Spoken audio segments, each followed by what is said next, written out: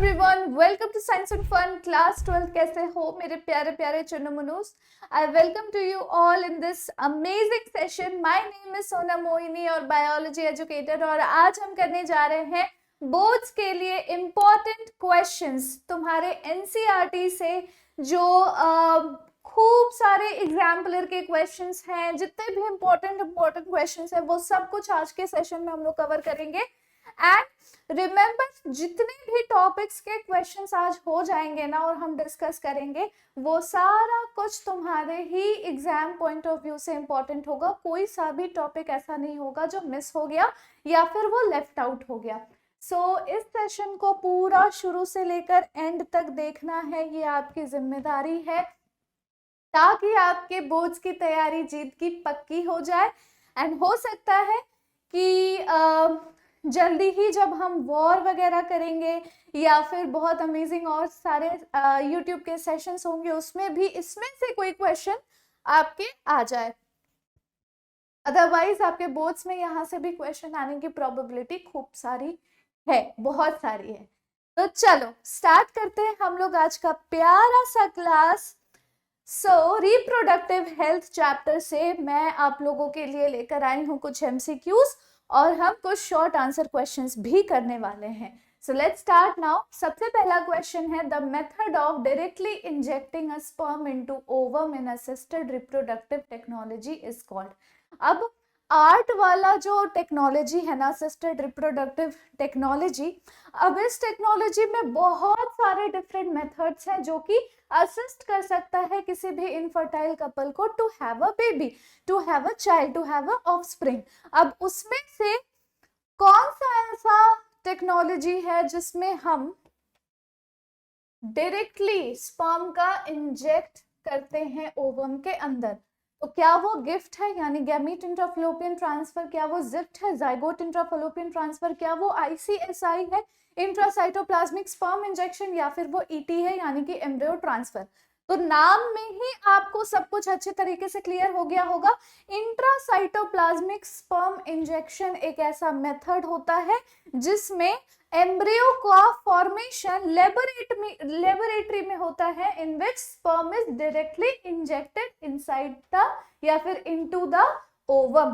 तो यहां पर हो जाएगा answer ICSI. Next question, increased IMR and decreased MMR in a population will। increased IMR का मतलब हो गया infant mortality rate, और decreased MMR का मतलब हो गया मैटरनल मोर्टेलिटी रेट। एक पॉपुलेशन में अगर इन्फेंट मोर्टेलिटी रेट बढ़ रहा है, यानी कि बच्चे ज्यादा मर रहे हैं, और मैटरनल मोर्टेलिटी रेट डिक्रीज हो रही है, यानी कि जो न्यू मदर्स होती हैं उनकी डेथ जितनी मतलब जितनी वो नॉर्मल होती है उससे कम अगर हो रही है, तो क्या इफेक्ट होगा इस चीज का हमारे पॉपुलेशन पे? will cause rapid increase in growth rate, result in decline in growth rate, not cause significant change in growth rate, या result in an explosive population। ऐसा क्या हो जाएगा अगर IMR इंक्रीज हो गया और MMR डिक्रीज हो गया?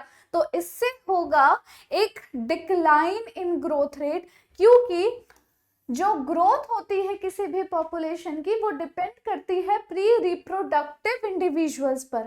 प्री रिप्रोडक्टिव इंडिविजुअल्स यानी कि छोटे बच्चों पर। यहाँ पर इन्फेंट्स की मौतें हो रही हैं लगातार, इंक्रीज हो रहा है आईएमआर, और एमएमआर यानी कि रिप्रोडक्टिव इंडिविजुअल्स जो हैं उनका मॉर्टेलिटी रेट जो है वो डिक्रीज हो रहा है, यानी कि वो नहीं मर रहे।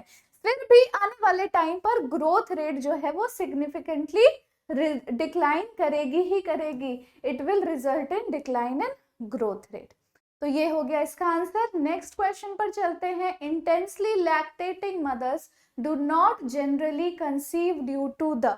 इंटेंसली लैक्टेटिंग मदर्स, अब यहाँ पर there is a point of contraceptive method जो नेचुरल कॉन्ट्रासेप्टिव मेथड के अंदर आता है। suppression of gonadotropin, hypersecretion of gonadotropin, suppression of gametic transport, या suppression of fertilization।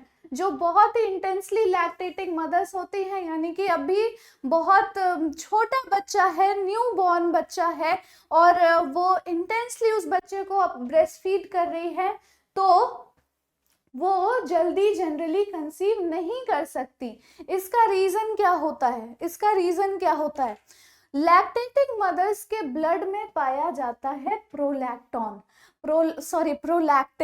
Lactating mother के ब्लड में पाया जाता है प्रोलैक्टिन।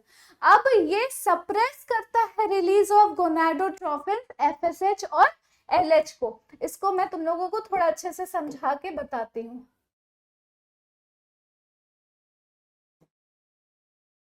प्रोलैक्टिन इन blood suppress GnRH, तो लो FSH एंड LH सिक्रीशन होगा। FSH और LH का सिक्रीशन जो है वो इनहिबिट हो जाएगा पिट्यूटरी ग्लैंड से। गोनाडोट्रोफिन्स रिक्वायर्ड होते हैं ओव्यूलेशन के लिए, रिक्वायर्ड फॉर ओव्यूलेशन, ये ओव्यूलेशन के लिए रिक्वायर्ड होते हैं, जरूरी होते हैं। तो अगर जीएनआरएच सप्रेस हो जाएगा तो ओव्यूलेशन होगी ही नहीं। तो in the absence of gonadotrophins ovum release ही नहीं होगा, जिसके वजह से chance of fertilization almost negligible, almost nil होता है, वो भी up to 6 months following parturition. यानी कि required for ovulation, no ovulation, no fertilization up to 6 months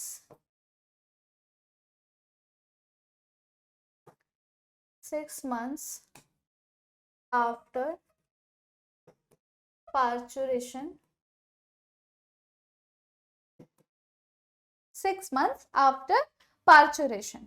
अगर मदर रेगुलरली ब्रेस्ट फीड कर रही है तो this is the reason why intensely lactating mothers do not conceive, क्योंकि नो ओव्यूलेशन, नो फर्टिलाइजेशन। तो यहाँ पर आंसर हो जाएगा सप्रेशन ऑफ गोनाडोट्रोफिन्स। यहाँ आंसर हो जाएगा suppression of gonadotrophins. Next question, sterilization techniques are generally foolproof method of contraception with least side effects, yet this is the last option of the couples because it is almost irreversible of the misconception that it will reduce sexual urge. It is a surgical procedure of lack of sufficient facilities in many parts of the country. Choose the correct option. अच्छा, एक और चीज यहाँ पर जो ये पूरा का पूरा कॉन्सेप्ट है ना कि लैक्टेटिंग मदर्स कंसीव नहीं कर पाती, this is also a part of natural contraception, जिसको हम कह सकते हैं कि इस टाइम पर अगर पॉपुलेशन होता भी है तो भी मतलब it can work like a conception. ठीक है, चल ओके, ठीक है। उसके बाद ये वाला क्वेश्चन देखो, स्टरलाइजेशन के ऊपर ये क्वेश्चन है। एक फूल प्रूफ मेथड होता है कॉन्ट्रासेप्शन का लीस्ट साइड इफेक्ट के वजह से, ये फूल प्रूफ कहलाता है। तो ये लास्ट ऑप्शन कपल के लिए क्यों है? क्या ये इरिवर्सिबल है इसलिए, या फिर सेक्सुअल अर्ज रिड्यूस कर देगी इसलिए, सर्जिकल प्रोसीजर है इसलिए, या फिर सफिशिएंट फैसिलिटीज प्रोवाइड नहीं की जाती कंट्री के अलग अलग पार्ट्स में इसलिए। तो क्या रीजन हो सकता है? स्टरलाइजेशन टेक्निक सबसे पहले मैं आप लोगों को बता देती हूँ, वासेक्टॉमी और ट्यूबेक्टॉमी को बोला जाता है जो सर्जिकल प्रोसीजर होता है। तो यहाँ पर लगभग सारे ही रीजंस कंसिडर किए जाएंगे। ये इरिवर्सिबल है, पहली बात कि एक बार सर्जिकल प्रोसीजर हो गया तो आप इसको रिवर्स नहीं कर सकते। एक बार ट्यूब्स कट के टाई हो गए, वास डिफरेंस कट के टाई हो गया तो इसको फिर रिवर्स नहीं किया जा सकता। अगर रिवर्स करने के लिए दोबारा से उसको ट्यूब को खोलने की कोशिश की भी जाएगी तो भी उसका जो समझ लो रिवर्सिबिलिटी है वो 0% ही रहता है। ऑलमोस्ट 100% तो कभी भी पॉसिबल नहीं है कि you can you know have a baby again, या फिर दोबारा से अगर कंसीव करने का मन ना, नहीं हो सकता। So of the misconception that it will reduce sexual urge, ये भी है क्योंकि बहुत सारे लोगों को लगता है कि एक बार हमने सर्जरी करवा ली तो उसके बाद जो दैट सेक्सुअल अर्ज होती है, जो एक्साइटमेंट होता है वो रिड्यूस हो जाएगी, and no one wants to compromise with that. It is a surgical procedure, तो अगेन सर्जरी से सारे ही लोग घबराते हैं, सारे लोग डरते हैं कि पता नहीं क्या हो जाएगा।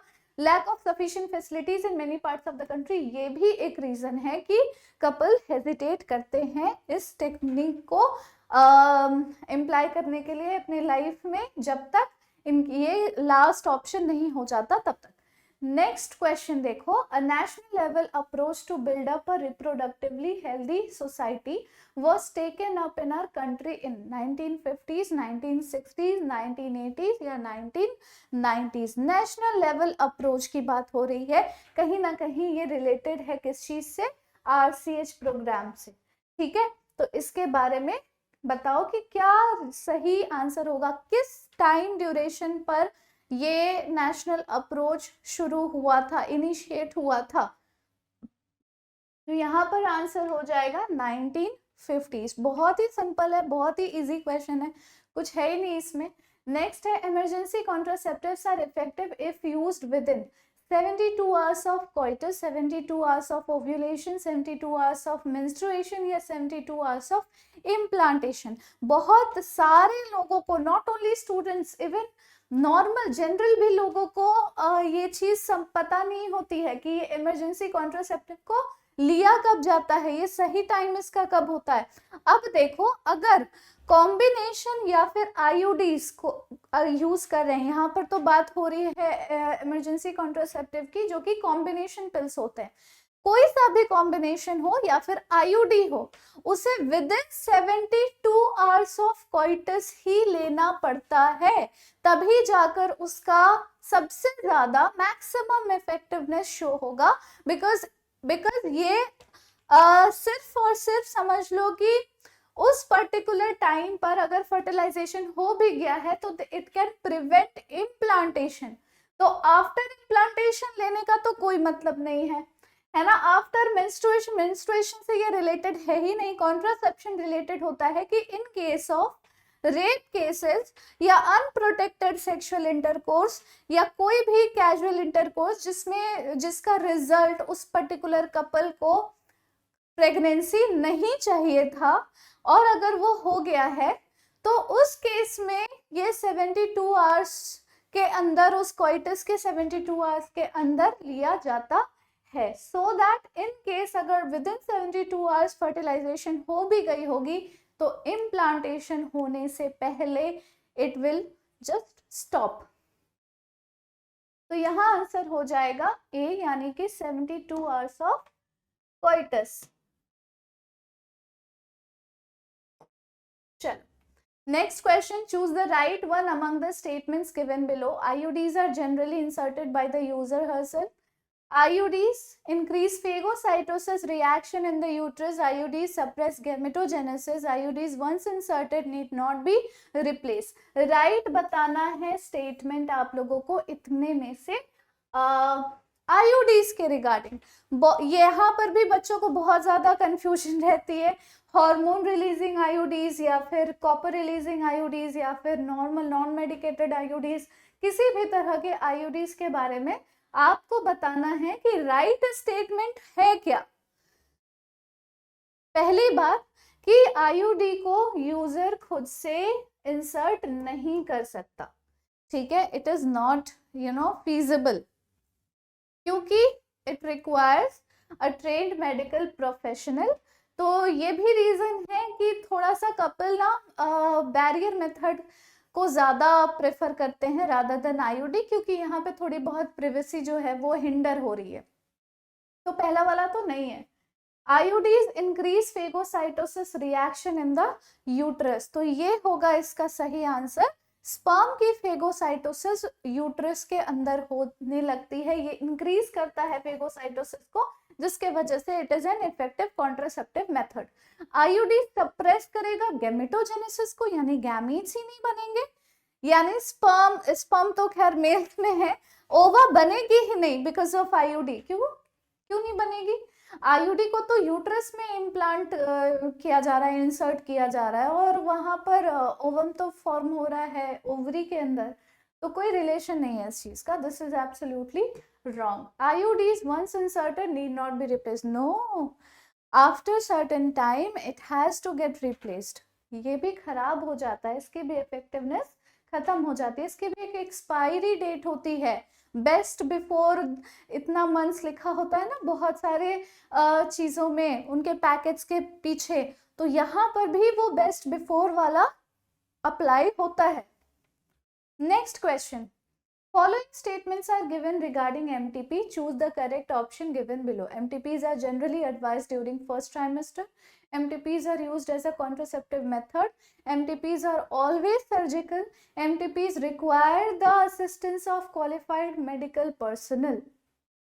तो हमें क्या बताना है? Choose the correct option हमें बताना है. तो इतना सिंपल है. MTP के बारे में तुम लोगों को पता ही होगा सब कुछ. तो देखो क्या होगा. MTPs are generally advise during first trimester. बिल्कुल सही स्टेटमेंट है ये, क्योंकि आफ्टर फर्स्ट ट्राइमेस्टर जो फीटस होता है वो थोड़ा सा बड़ा हो चुका होता है. Most of the organs are developed और वो प्लेसेंटा के साथ और ज्यादा मतलब समझ लो कि फिक्स हो चुका होता है मदर के यूट्रस में. तो उस टाइम पर अगर बच्चे को करने की कोशिश की जाएगी, प्रेगनेंसी को टर्मिनेट करने की कोशिश की जाएगी, तो वो मदर के हेल्थ के लिए भी उतना ही रिस्की होगा जितना रिस्की वो फीटस के लिए है. फीटस को तो खैर खत्म करना ही है. I am so sorry. Foetus को तो खैर खत्म करना ही है, उसके साथ साथ मदर की लाइफ भी रिस्क में आ जाती है. तो दिस इज व्हाई ये फर्स्ट ट्राइमेस्टर यानी शुरुआत के 3 महीने में ही एडवाइस किया जाता है करने के लिए. और ये टाइम पीरियड मुझे लगता है इनफ होता है किसी के लिए भी डिसीजन लेने के लिए. MTPs are used as a contraceptive method. MTP को contraceptive method की तरह यूज नहीं कर सकते. क्यों नहीं कर सकते? Because pregnancy has already occurred और कॉन्ट्रासेप्टिव मेथड होता है प्रेगनेंसी को अवॉइड करने के लिए. इम्प्लांटेशन होने से पहले का ये प्रोसीजर है कि हम अगर पहली बात तो फर्टिलाइजेशन ही नहीं होने देंगे, वो भी पॉसिबल नहीं करेंगे. दिस इज द थिंग कि कॉन्ट्रासेप्टिव मेथड कंसीव ना करने के लिए यूज किया जाता है, और अगर ऑलरेडी कंसीव कर चुके हैं तो अब कॉन्ट्रासेप्टिव का कोई मतलब नहीं है. इवन अगर आफ्टर प्रेगनेंसी किसी भी तरह के कॉन्ट्रासेप्टिव मेथड को यूज करते भी हो, उसका भी कोई असर नहीं पड़ता प्रेगनेंसी पर. आज के टाइम पे बहुत सारी लड़कियां, बहुत सारी फीमेल्स, लड़कियां मैं क्या ही बोलूंगी, फीमेल्स समटाइम्स ऐसा हो जाता है बिकॉज ऑफ कैजुअल रिलेशनशिप्स या फिर किसी भी तरह के चीज़ों की वजह से, इंडल्ज होने की वजह से दे गेट प्रेग्नेंट एंड डर के मारे कि अब घर पे बता नहीं सकते, किसी को बता नहीं सकते, व्हाट टू डू. MTP तो करना ही है but they don't know how this thing goes on. Plus अगर स्टूडेंट लाइफ में वो हैं तो डॉक्टर के पास जाने में उनको डर लगता है. उनको लगता है कि किसी को पता चल गया तो क्या हो जाएगा, ये है वो है, तो खुद से ही अपने साथ एक्सपेरिमेंटेशन करने लग जाती हैं. और ये कितना ज़्यादा रिस्की हो जाता है. कई सारे केसेस ऐसे हैं जिसमें उन फीमेल्स की जान तक चली गई या फिर वो बिल्कुल सीरियस कंडीशन में पहुंच जाती हैं. तो ये सारी चीज़ें कभी भी सोचना भी नहीं है दिमाग में. अगर इन केस प्रेगनेंसी अगर कर चुकी है, just go to a good gynaec, consult करो, tell your problem, tell everything to her. कोई भी वहां पर तुम्हारा कोई दुश्मन नहीं है कि तुमसे बदला लेने के लिए अब वो पूरे जगह पर ढिंढोरा पीटने वाला है. दे रिस्पेक्ट योर प्राइवेसी और हर एक इंडिविजुअल का अपना खुद का डिसीजन लेने का होता है, हक होता है, राइट होता है. तो जस्ट कंसल्ट हर. वो जो प्रोसीजर बताते जाएंगे you just have to follow it and आसानी से MTP हो जाएगा, कोई भी प्रॉब्लम नहीं होती है. So this is why I am telling you all कि जागरूक होना, एजुकेटेड होना बहुत जरूरी है, अवेयर होना बहुत जरूरी है. तो यू इसको कॉन्ट्रासेप्टिव मेथड की तरह बिल्कुल भी यूज नहीं कर सकते. हमेशा सर्जिकल नहीं होता. जितना समझ लो इनिशियल पीरियड है प्रेगनेंसी का, उतना आसान होता है MTP कराना. इवन पिल्स भी जो डॉक्टर्स रिकमेंड करते हैं वो काम आ जाते हैं इसके लिए. सो ये तो बिल्कुल भी नहीं होगा. आंसर हो जाएगा MTP require the assistance of qualified medical personnel. बिल्कुल एब्सोल्युटली करेक्ट. तो 1 और 4 इज द राइट आंसर यानी कि C. चलो, आई होप आप लोगों को इतना समझ में आ गया होगा.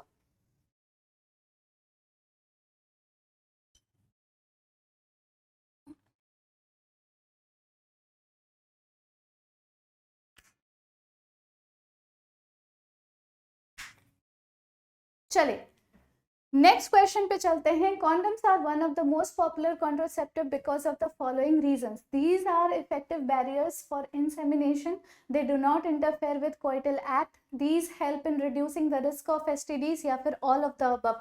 Now condoms are so much famous, इतने ज्यादा फेमस हैं ये that you know these are the kind of contraceptive method जो आइडियल है, ऑलमोस्ट आइडियल है, यूजर फ्रेंडली है, कोई रिस्क नहीं होता, सेल्फ यूसेज हो सकता है इस कॉन्डम का, एंड वेरी कन्वीनियंट. सब कुछ मतलब पॉजिटिव है इसको लेकर.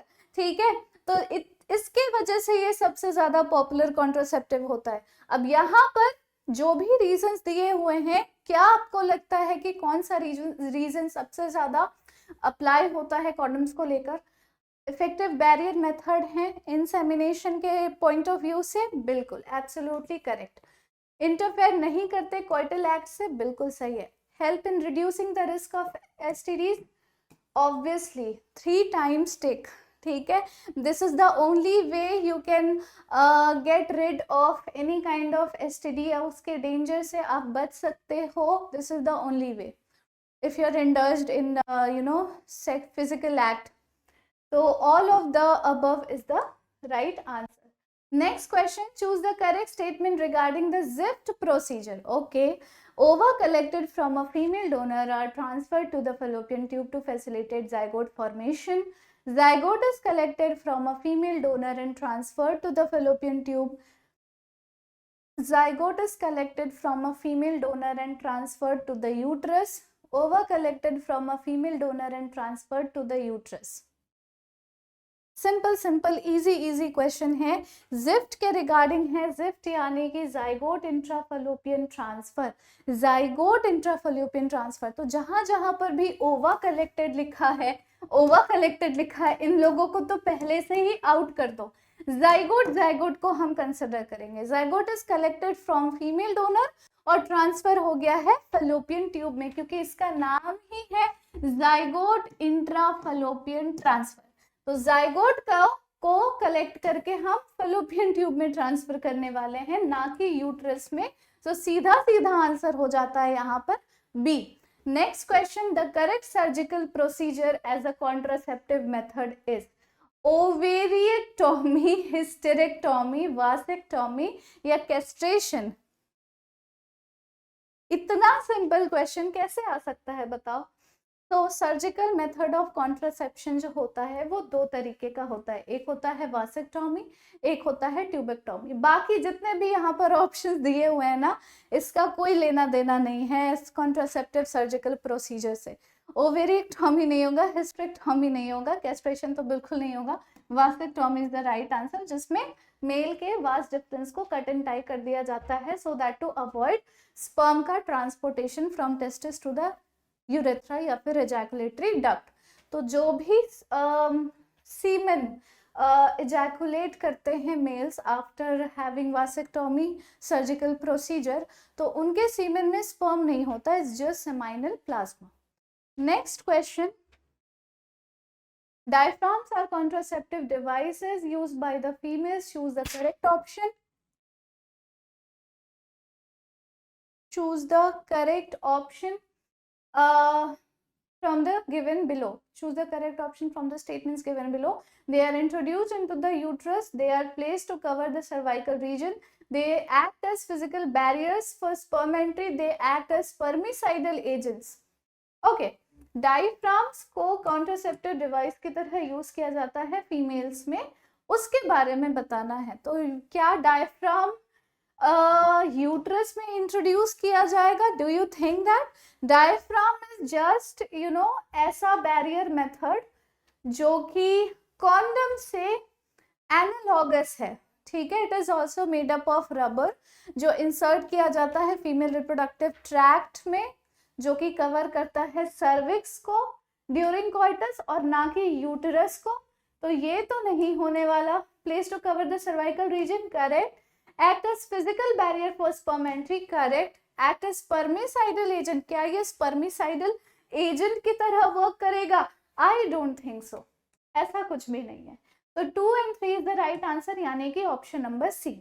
तो चलो यहाँ पर हमारे सारे MCQs कवर हो चुके हैं। Now moving on to the very short answer type of question. सबसे पहला क्वेश्चन है reproductive health refers to healthy reproductive functions. इस चीज पर कमेंट करना है। तो क्या होगा इसका आंसर, किस तरीके से आप रिप्रेजेंट करोगे? सेक्शन बी में से ये क्वेश्चन पूछा जा सकता है। रिप्रोडक्टिव हेल्थ रिफर करता है total wellbeing, it refers to total well-being of an individual in all aspects of reproduction, in all aspects of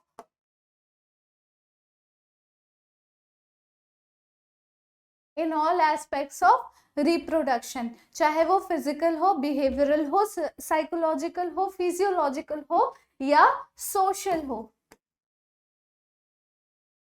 ठीक है, physical, behavioural, social, psychological, emotional, physiological, कोई सा भी एस्पेक्ट हो, उस हर एस्पेक्ट में जो टोटल वेलबींग होती है उसी को हम रिप्रोडक्टिव हेल्थ रेफर कर सकते हैं। नेक्स्ट है comment on the reproductive and child health care program of the government to improve the reproductive health of the people. तो पब्लिक अवेयरनेस क्रिएट करना रिगार्डिंग रिप्रोडक्शन रिलेटेड एस्पेक्ट। तो ये सारी चीजें जो हैं reproductive and child health care program में start की गई to build up a healthy society, to build up a healthy society, creating public awareness, you can write here, creating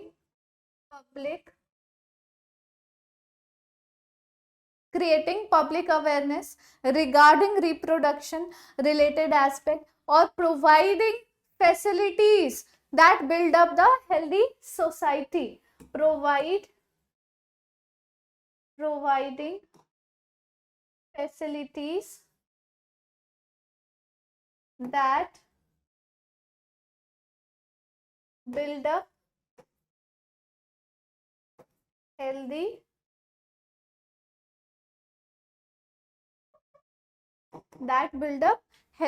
society with added emphasis on the health of mother and child both, health of mother and child both.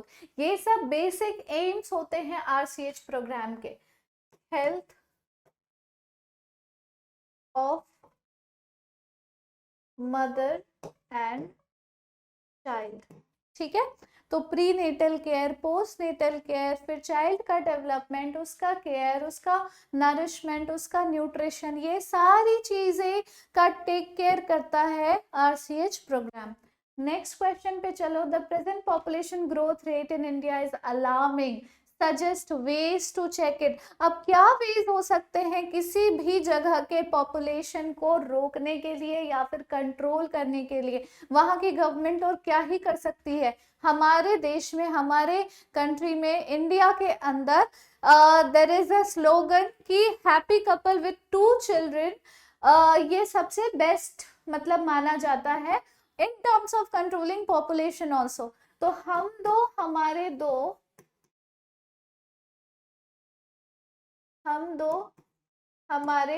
दो का जो slogan है इसको आप अच्छे से explain कर सकते हो, ठीक है। V2R2 का जो स्लोगन है, बहुत सारे जो कपल्स हैं, मोस्टली यंग और अर्बन वर्किंग वाले जो कपल्स हैं, जिनमें दोनों ही वर्किंग होते हैं, उन्होंने इवन 1 चाइल्ड नॉर्म भी अडॉप्ट कर रखा है बिकॉज दे हैव अंडरस्टूड कि ज्यादा बच्चे होना कोई समझदारी वाली बात नहीं है, they have to be taken care of, उनके पीछे भी बहुत सारा खर्चा होता है, पैसे की पैसे लगते हैं, एंड पैसा कमाना कितना आज के टाइम पे प्रॉब्लमैटिक है, रिसोर्सेज की कितनी ज्यादा कमी है। पैसा वर्ड यूज ना करके अगर हम रिसोर्सेज वर्ड यूज करें तो ज्यादा अच्छा रहेगा।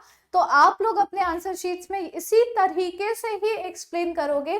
फिर मैरिजेबल एज को रेज कर दिया गया है फीमेल्स फॉर 18 और मेल के लिए 21 इयर्स, और इंसेंटिव्स उन कपल को दिए जाएंगे जिनकी छोटी फैमिली होगी, या फिर अब देखोगी बहुत सारे ऐसे सेंट्रल यूनिवर्सिटीज हैं जहां पर सिंगल गर्ल चाइल्ड के लिए भी कुछ पर्टिकुलर कोटा प्रोवाइड किया जाता है। अब तो और भी बहुत सारे ऐसे स्कीम्स आने लग गए हैं स्मॉल फैमिली वालों के, कि जिनके दो बच्चे ही हैं या दो से कम है, मतलब दो से ज्यादा बच्चे जिनके घर में नहीं हैं, उनको कोटा प्रोवाइड किया जाएगा in job, in health care facility, in so many things.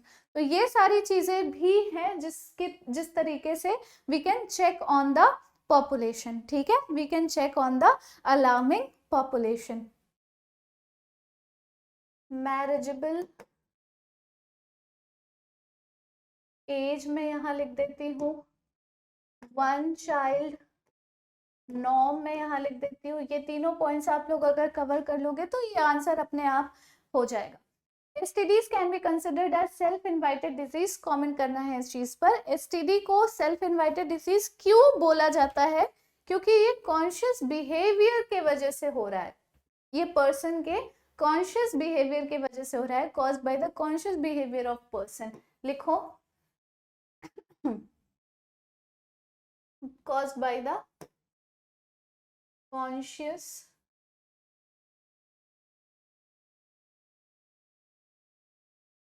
behavior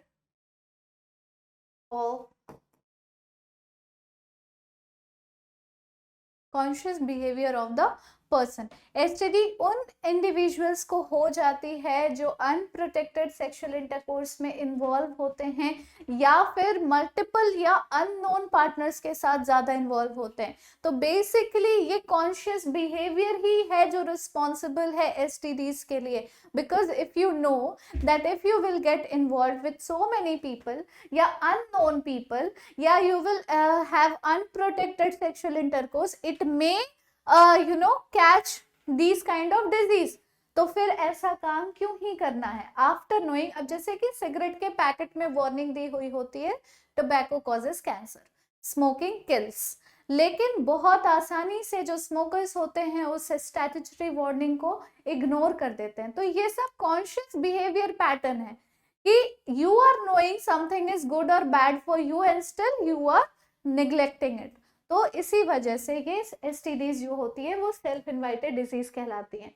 Suggest the reproduction related aspects in which counseling should be provided at the school level। क्या रिप्रोडक्शन रिलेटेड एस्पेक्ट्स हैं जिसमें काउंसलिंग स्कूल लेवल पर provide की जा सकती है? अब जैसे सेक्स एजुकेशन प्रोवाइड करना, बच्चों को बताना अबाउट द सेक्स ऑर्गन्स, है ना, about the sex organs, functioning of the sex organs, right information, ताकि हम डिस्करेज करें बच्चों को ये बिलीव करने से जो भी वो मिथ्स एंड मिसकंसेप्शंस आसपास के लोगों से सुनते आ रहे हैं अबाउट सेक्स रिलेटेड एस्पेक्ट। ठीक है, right information, discourage regarding myths and misconception के रिगार्डिंग उनको डिस्करेज करना कि नहीं ऐसा कुछ भी नहीं होता, यू आर रॉन्ग। जो भी तुम लोगों ने सुना है, जो भी आलतू फालतू बकवास चीजें दिमाग में आई है, उसको बाहर निकाल दो, ऐसा कुछ भी नहीं होता। सही नॉलेज प्रोवाइड करना, इस तरीके से हम स्कूल लेवल पर बच्चों की काउंसलिंग कर सकते हैं। Proper information about reproductive organs, proper info about reproductive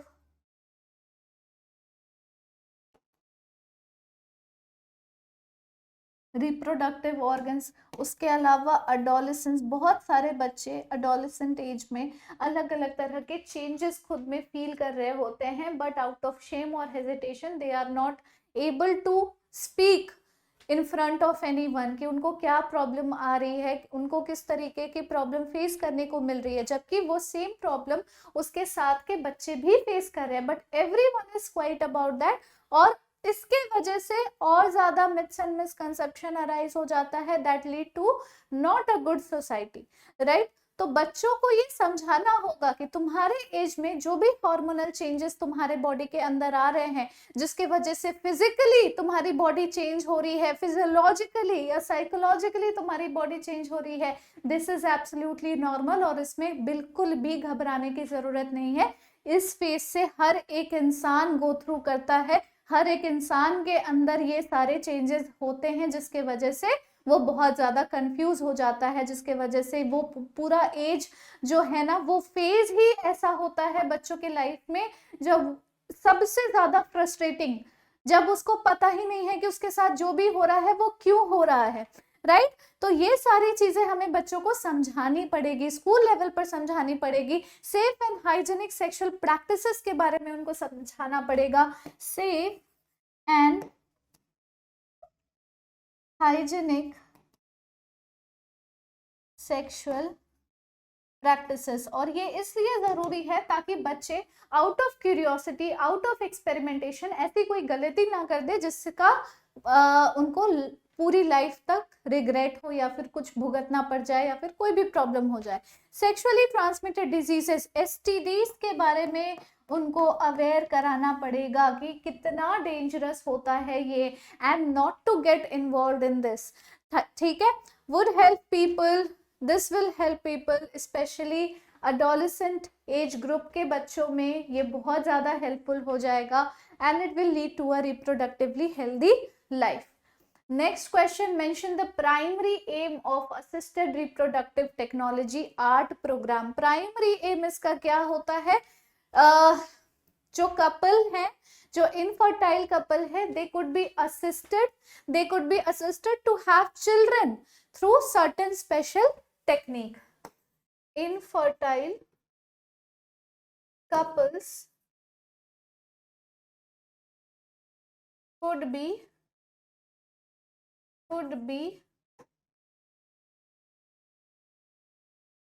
assisted to have children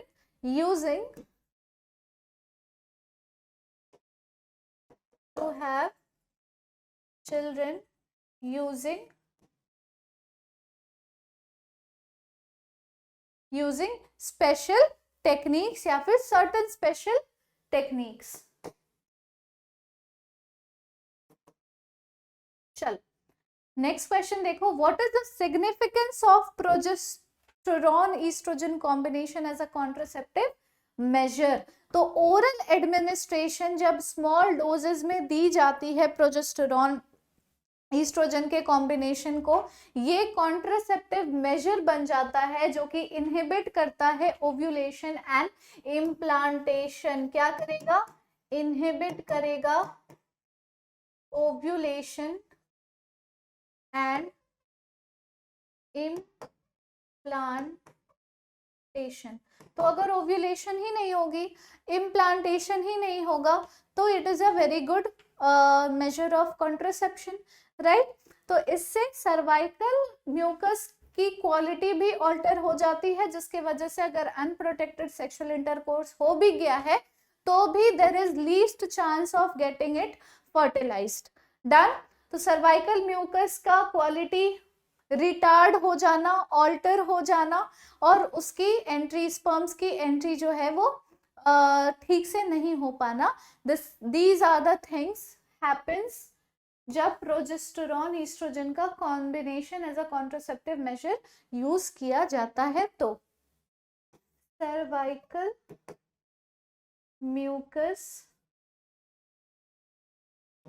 quality altered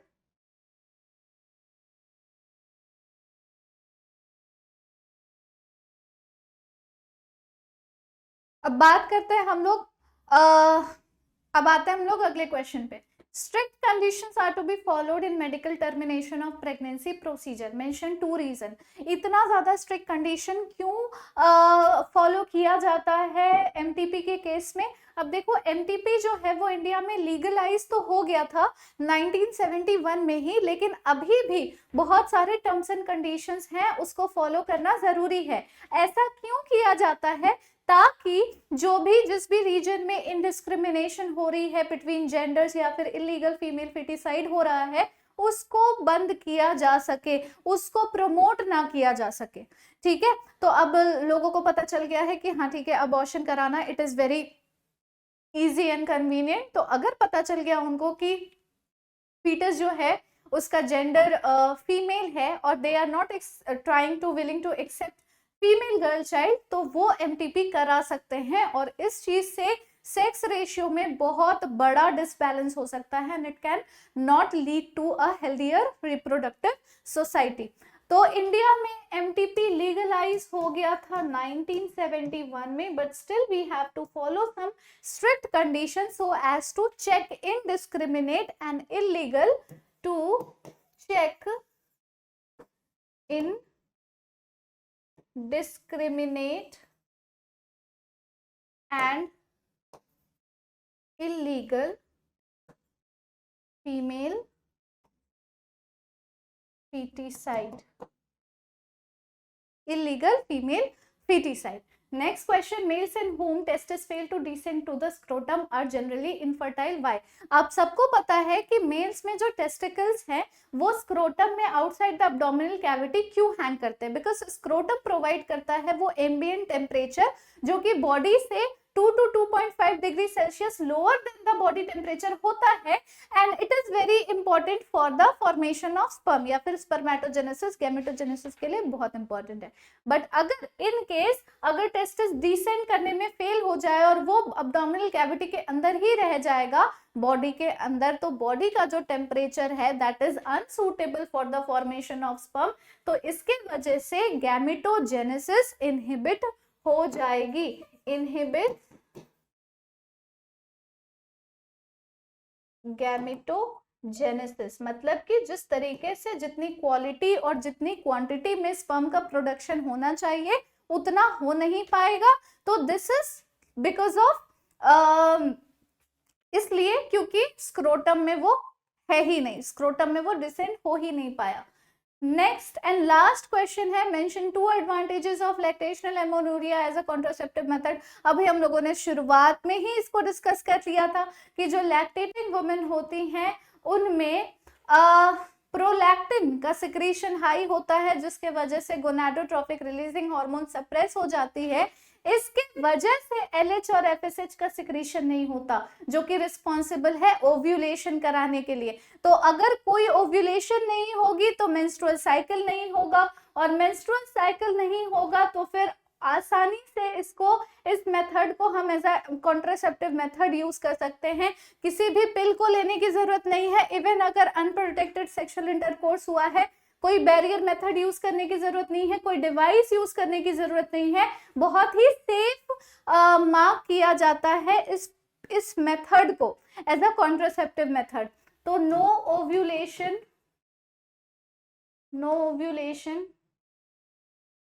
no menstrual cycle takes place. ठीक है, इसके वजह से ये पहला एडवांटेज हो गया कि मेंस्ट्रुअल साइकिल ही नहीं अकर करेगी तो फर्टिलाइजेशन का तो कोई सवाल ही पैदा नहीं होता। देन कोई भी मेडिसिन या डिवाइस यूज नहीं होती तो साइड इफेक्ट्स ऑलमोस्ट निल होते हैं, लीस्ट और नो साइड इफेक्ट्स। अब बताओ इससे अच्छा कोई और तरीका होगा कॉन्ट्रासेप्शन का? ना कोई साइड इफेक्ट है, ना किसी चीज को यूज करने की जरूरत है। नेचुरली लैक्टेशनल एमोनूरिया के फेज में उस पर्टिकुलर टाइम में नेचुरली कॉन्ट्रासेप्शन हो रहा है। So this was all for today's class everyone. I hope आप लोगों को पूरा चैप्टर समझ में आ गया होगा। हर एक टॉपिक से कोई ना कोई क्वेश्चन इस सेशन में जरूर था और ये आपके बोर्ड एग्जाम के लिए बहुत ज्यादा इंपॉर्टेंट है। तो अगर कोई सा भी डाउट रहा होगा तो कमेंट बॉक्स में कमेंट कर देना। एंड अगर आपको लगता है कि आपने सारे मैक्सिमम क्वेश्चंस आप से हो रहे थे, आपसे हो पा रहे थे, आप कर पा रहे थे, तो इट्स वेल एंड गुड। अगर ऐसा नहीं है तो प्लीज रिवीजन करते रहो चैप्टर का। आपके पास वन शॉट भी पड़ा हुआ है सेम चैप्टर का, जो मैंने कुछ टाइम पहले ही डाल रखा है, तो वो आप चेकआउट कर सकते हो, पूरा का पूरा लेक्चर देख सकते हो। एंड ऑल्सो नेक्स्ट अगले कुछ सेशंस जो यूट्यूब पे होंगे उसमें भी यहाँ से आने वाले क्वेश्चंस आपको वहां दिख सकते हैं। इवन बोर्ड्स में भी आपको क्वेश्चंस दिख सकते हैं। तो अगर सेशन अच्छा लगा then please give a like, share करो सबके साथ। अगर आप नए बच्चे हो तो do subscribe this channel, because अगर इस साल आपका बोर्ड एग्जाम है then this is the one stop destination for you all. So thank you so much. मिलते हैं हम लोग अगले सेशन में। Take care and bye bye.